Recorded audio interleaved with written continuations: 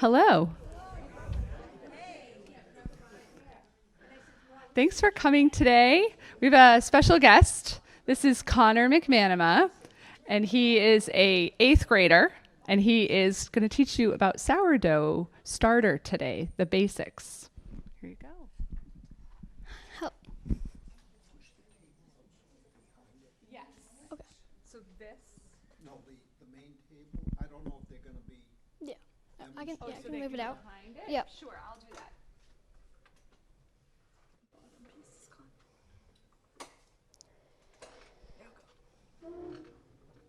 Okay. I got it, Con. Go ahead. Okay. Hello, everybody. Today I'm gonna teach everybody a little bit about sourdough. Okay. First, I'm gonna start with the history of sourdough. Sourdough bread was first discovered in 3600 BC in Switzerland. The process of sourdough fermentation dates back all the way to ancient Egypt.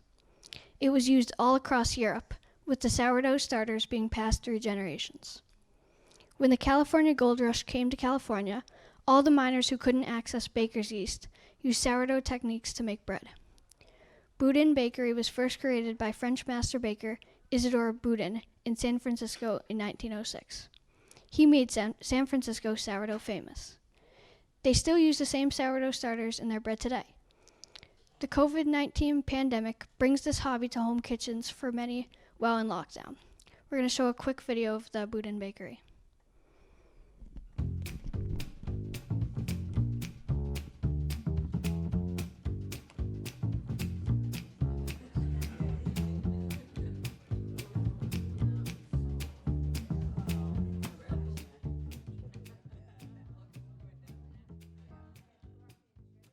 Boudin Bakery started in 1849 and the gold rush era. So we have Isidore Boudin coming looking for gold, and actually he found gold when he started making sourdough.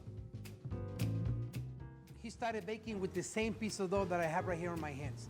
Over and over and over, it's been done the same for almost 200 years now.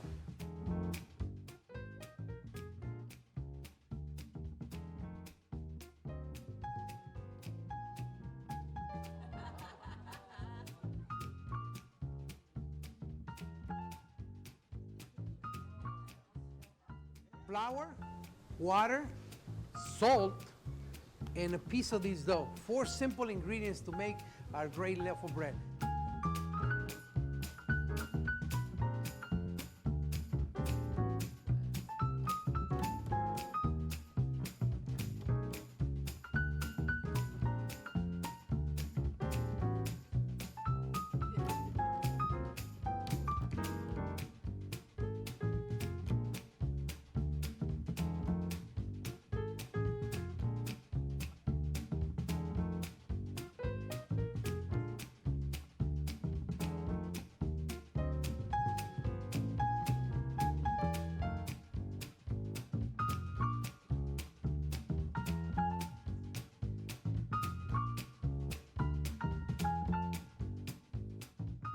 It takes me about 3 days to make a loaf of Boudin sourdough. All this long fermentation very slowly so you can get this great taste and crunchy and chewy, tangy. That describes our bread.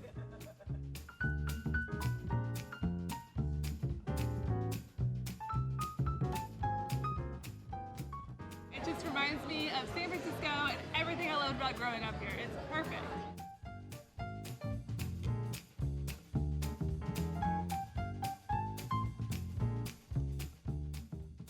It's really soft and airy, and when you bite into it, it feels like you're biting into a cloud. If you come to San Francisco, you must visit Boudin because this is a place where, just like the Golden Gate Bridge, the cable car on San Francisco, Boudin is part of San Francisco. After I go away, someone is going to take my place and going to continue forever and ever. Bite. Perfect. Gorgeous. Oh my gosh.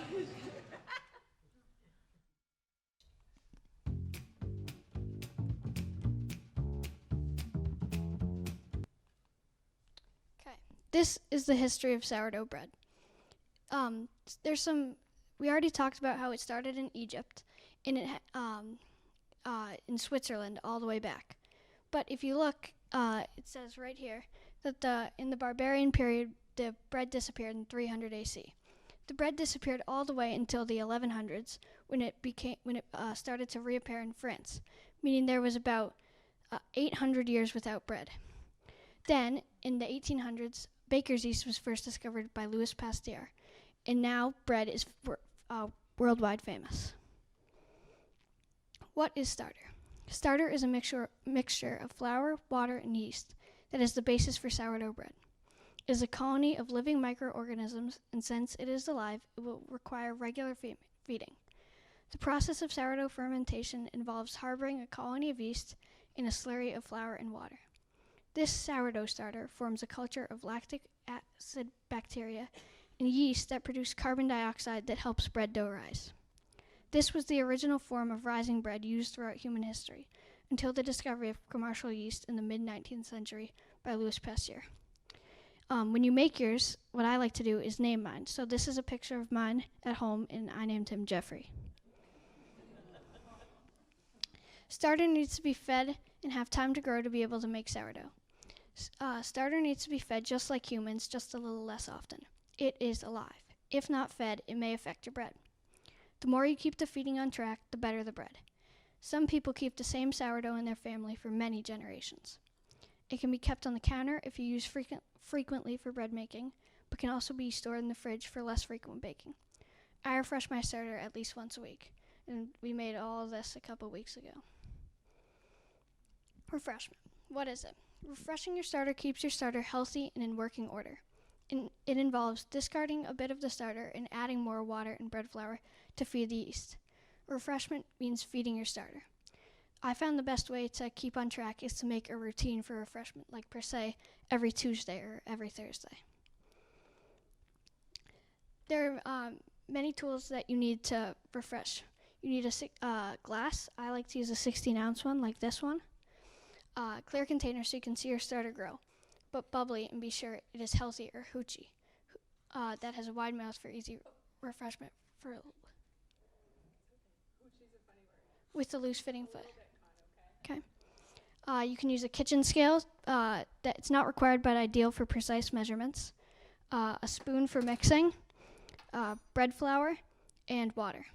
I like to use 2 containers, one to grow my starter and one to refreshen.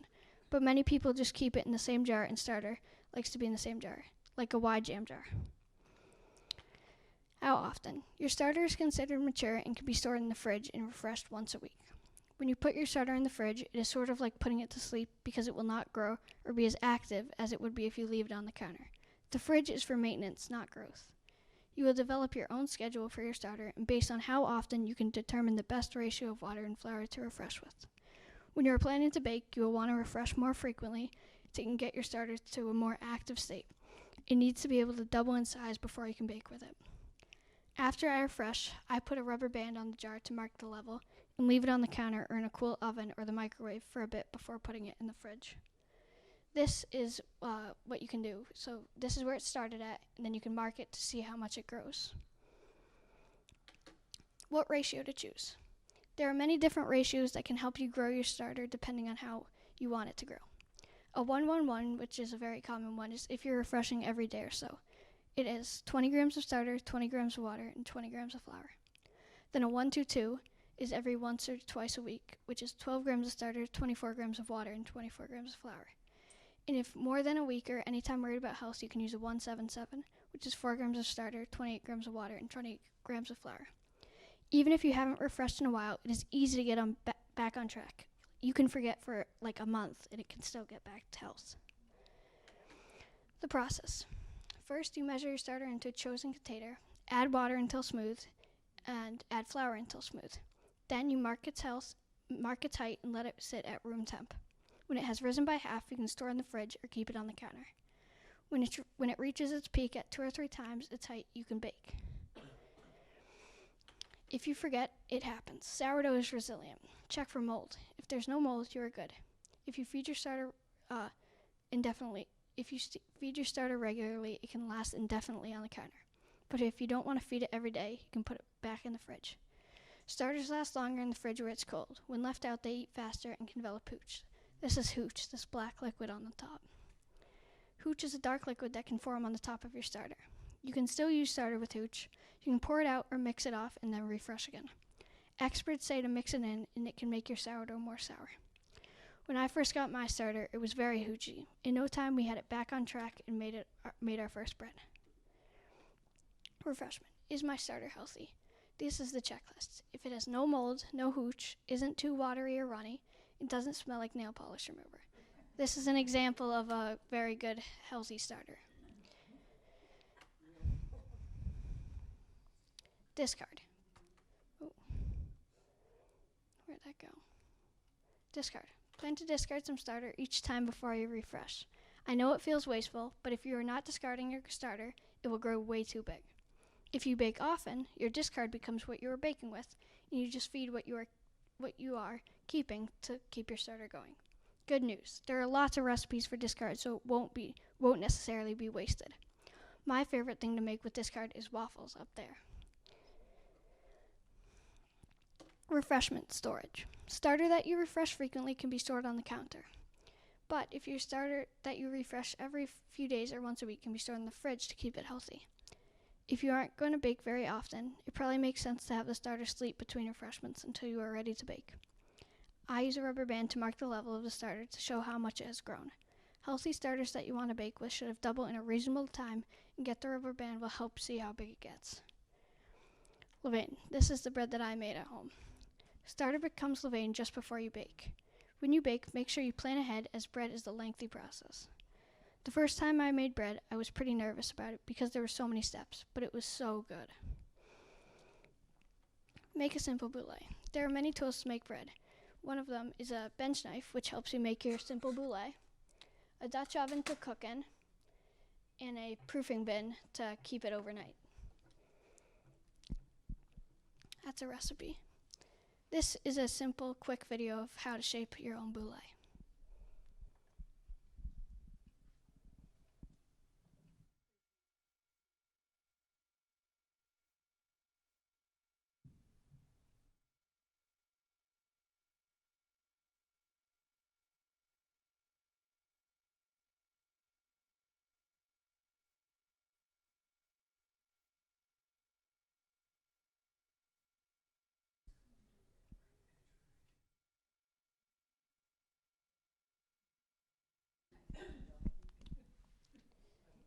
Once you shape your bread, after it's gone overnight, you can shape it, and once you do that, you're ready to bake. Now, I'm going to show a quick demonstration of how you can refresh your starter. So, what we're going to do is take your starter. Then, first, you take your cup of water, pour it in. Then, you can take your spoon, mix it until it's gotten most of the clumps out and is very clear.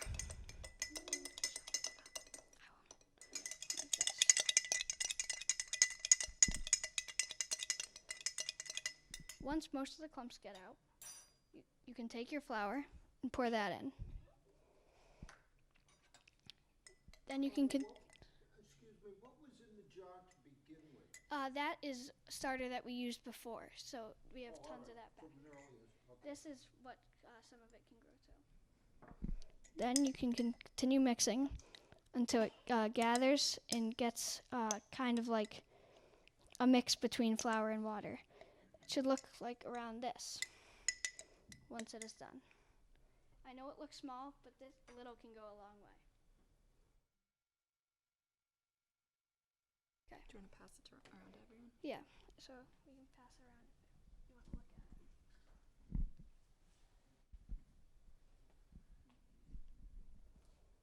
There's not really a lot in there. Yeah, but just a tiny bit like that. I'll pass this around too. And grow it up. So the starter has the yeast in it. Yes. You want to repeat her question? The starter has the yeast.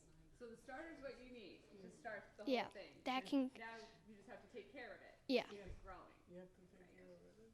So once we pass it around, if anybody wants to go and make their own to bring home and take care of, we can go back in like groups of 5 and try to make our own.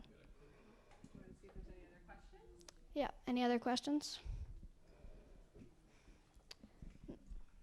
Is this the right consistency when you're done? Yeah, that's how it should. It should be like warm peanut butter. Yeah, like that kind of feel. You might want to say the one that they're looking at is that you refreshed that when. That's the recently refreshed. That was refreshed last night. So after a night, if it's nice and healthy, it should grow to that type of feel, nice and bubbly and airy. When you feed it, do you leave it up? Oh, go ahead. Once you bake it.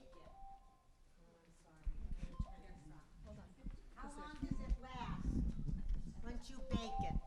Once you bake it, how long does it last? Oh. Hold on.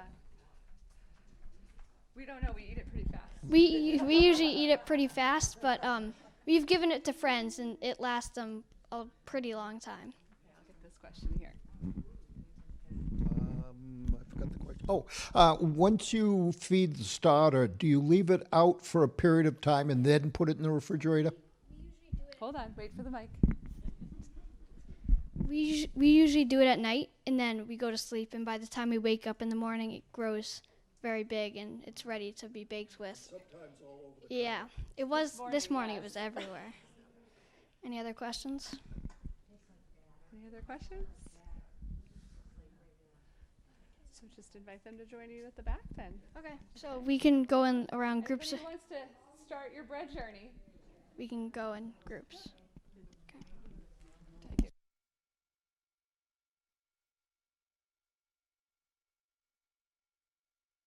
Home, Connor's going to do it for you.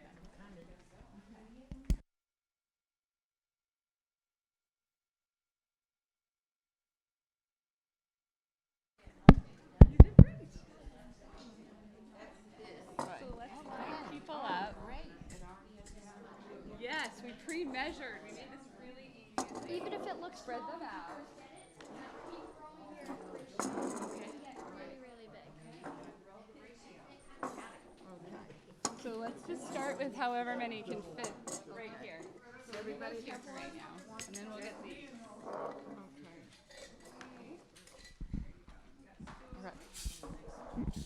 Icon.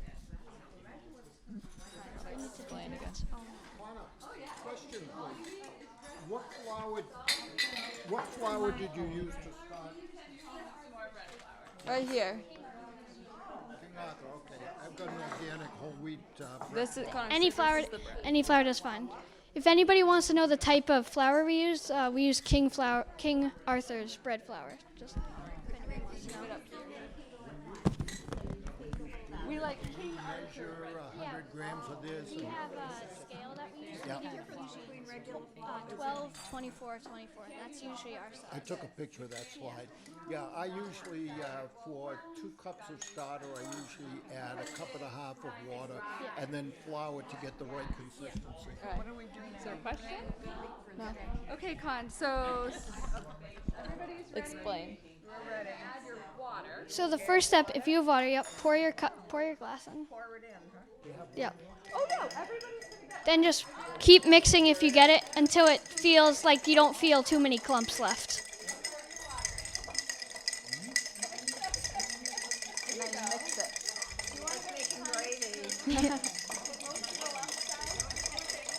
You might want to explain to her. Yep. This takes a little to get off. Okay. Yep, that's good. Now you're ready to put in flour. We'll get you some flour. You can add your flour. Then just add your flour.